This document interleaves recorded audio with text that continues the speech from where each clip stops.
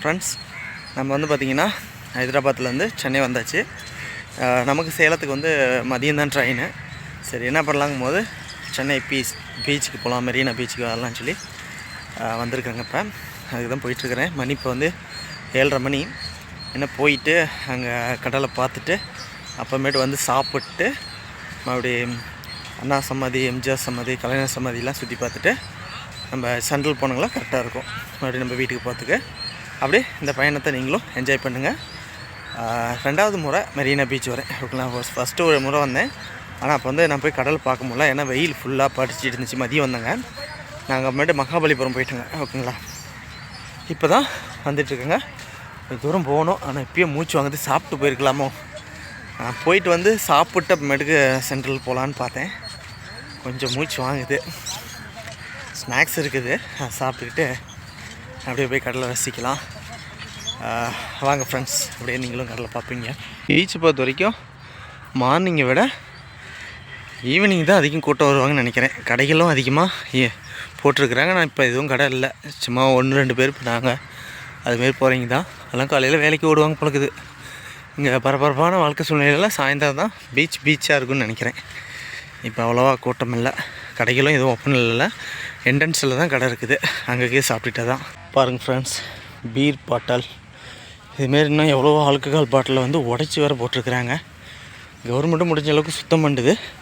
இருந்தாலும் மனிதர்கள் நாம் வந்து செய்யக்கூடிய தவறுகளை திருத்தாமல் கவர்மெண்ட்டை நம்ம குற்றம் சொல்ல முடியாது. ஏன்னா அவ்வளோ பிளாஸ்டிக் கழிவுகள், பாட்டில்ஸ் முழுசாக போட்டால் கூட பிரச்சனை இல்லை. யாராவது அதை பொறுக்கி ஸ்கிராப்புக்கு போட்டு வருமானம் பார்ப்பாங்க. உடச்சி போட்டு வச்சுக்கிறானுங்க ஆல்கஹால் விரும்பிகள்.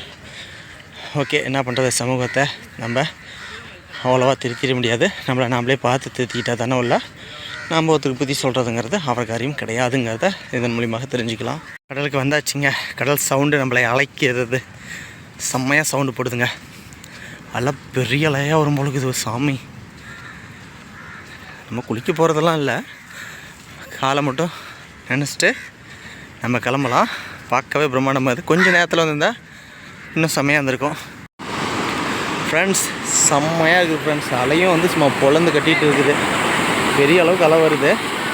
நம்ம ஒன்றையும் தான் வந்தோங்க. இல்லைனா கூட பேக் ஒருத்திட்ட கொடுத்துட்டு நாமளும் கூட குளிக்கலாம். என்ன பண்ணுறது, ஆசையாக இருக்குது. ஆனால் நாம் பாதுகாப்பாக இருக்கணும். திங்ஸ் எல்லாம் மாத்திரை மருந்தெல்லாம் இருக்குது நமக்கு பாக்கெட்டில், பேக்கில். ஓகேங்களா. அலை சவுண்டு வேறு மாரி இருக்குதுங்க. இதாங்க வாழ்க்கையில் என்னடா சாதித்தேன் அப்படின்னா இது ஒன்று தான். சுற்றி பார்க்குறத என்னுடைய வாழ்வியலில் நான் மிகப்பெரிய ஒரு சாதனையாக பார்க்குறேன். நம்ம பணம், போட்டி, பொறாமல் அதை நோக்கி போயிட்டுருக்குறேங்க. என்ஜாய் பண்ணுங்க, நான் என்ஜாய் பண்ணுறேன். நீங்களும் நம்ம கூட நண்பர்கள் இணைஞ்சி என்ஜாய் பண்ணணுன்னு நான் விரும்புகிறேன். ஏன்னா நம்ம வீட்டிலே முடங்கிட்டு இருக்கிறேங்க. அப்படி இருக்கக்கூடாது. 10 பேரா 5 பேரா உங்கள் பகுதியில் என்னென்ன பிளேஸுக்குதோ அதெல்லாம் நீங்கள் கைட் பண்ணிங்கன்னா நம்மெல்லாம் வந்து ஒன்றிணைஞ்சு எல்லாம் ஒரு சுற்றுலாவாக அதை வந்து என்ஜாய் பண்ண முடியும். ரொம்ப ஹாப்பியாக இருக்குது இந்த மூமெண்ட். எனக்கு 2 நாளுக்கு கொஞ்சம் டயர்டு தான். ஆனால் இன்றைக்கி வந்து இங்கே கடலை வந்து பார்த்தோன்னே அப்படியே ஒரு புத்துணர்ச்சி ஆகிட்டேன். வருதுங்க அலை.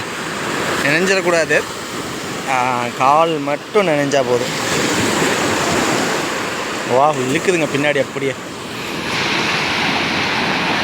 இந்த அலை வருது.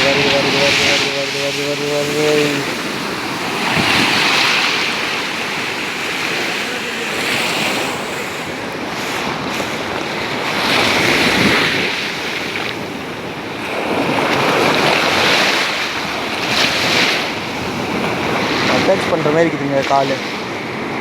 கொஞ்சம் பலமா நினச்சி விட்ரும்.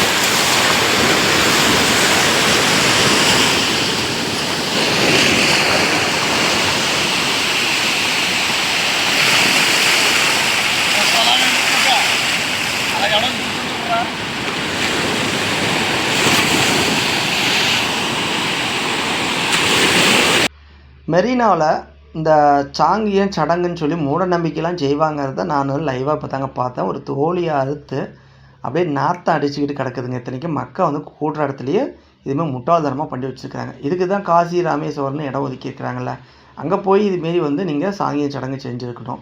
அதேமாரி சென்னையோடைய அந்த கழிவு நீர் கூவன்னு சொல்லக்கூடிய இந்த சாக்கடை நீர் வந்து கடலில் கலக்கக்கூடிய பகுதி போய் பார்த்தேங்க.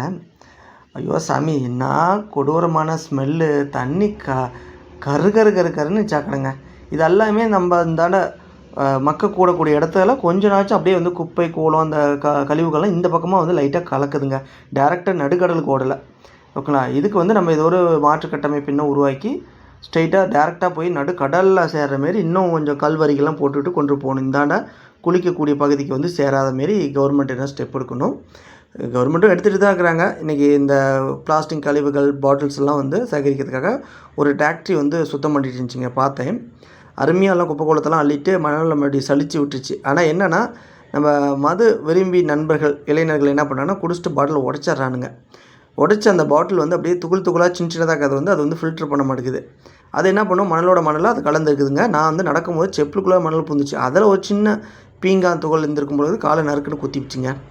இதுமாரி தான் நடக்கணும்னா இந்த பகுதி, அதுவும் குறிப்பாக இந்த அண்ணா எம்ஜிஆர் சமாதியோடைய பின்பக்கத்தில் அந்த கூவம் சைடு இருக்கக்கூடிய அந்த கழிவு நீர் வரக்கூடிய பகுதியிலலாம் நீங்கள் தெரியாமல் செப்பல் இல்லாமல் நடந்துவிட்டீங்க, காலெல்லாம் பொத்துக்குங்க.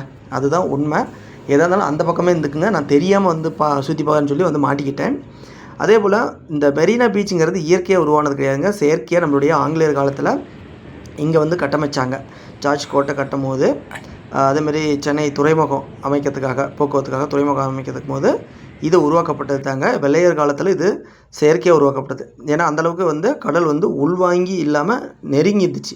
அதை ஒரு கட்டமைப்பு உருவாக்கி உள்வாங்க வச்சு, அதன் பிறகு வந்து தார் சிலை அமைச்சு, அதன் பிறகு வந்து பார்த்திங்கன்னா இன்றைக்கி சுதந்திரம் கிடச்ச பிறகு பல சிலைகள் வச்சுருக்கிறாங்க, பல தலைவர்களுக்கான சமாதி அமைச்சிருக்கிறாங்க. பல பேர்த்தோடைய உழைப்பில் ஏற்பட்டது தாங்க இந்த மெரினா பீச். இதை பேணி காக்கிறது ஒவ்வொருடைய மனிதர்களுடைய, தமிழர்களுடைய கடமை. குறிப்பாக சென்னை வாசிகளுடைய நண்பர்களுடைய உரிமை. இது உங்களுக்கான அழகு. இது கட்டாயம் பேணி காத்துக்குங்க. உலக சுற்றுலா நண்பர்கள்லாம் இங்கே வருவாங்க. ஏன்னா உலகத்திலே 2வது பெரிய கடற்கரைனா அது இது தாங்க, மெரினா பீச், சென்னை கடற்கரை.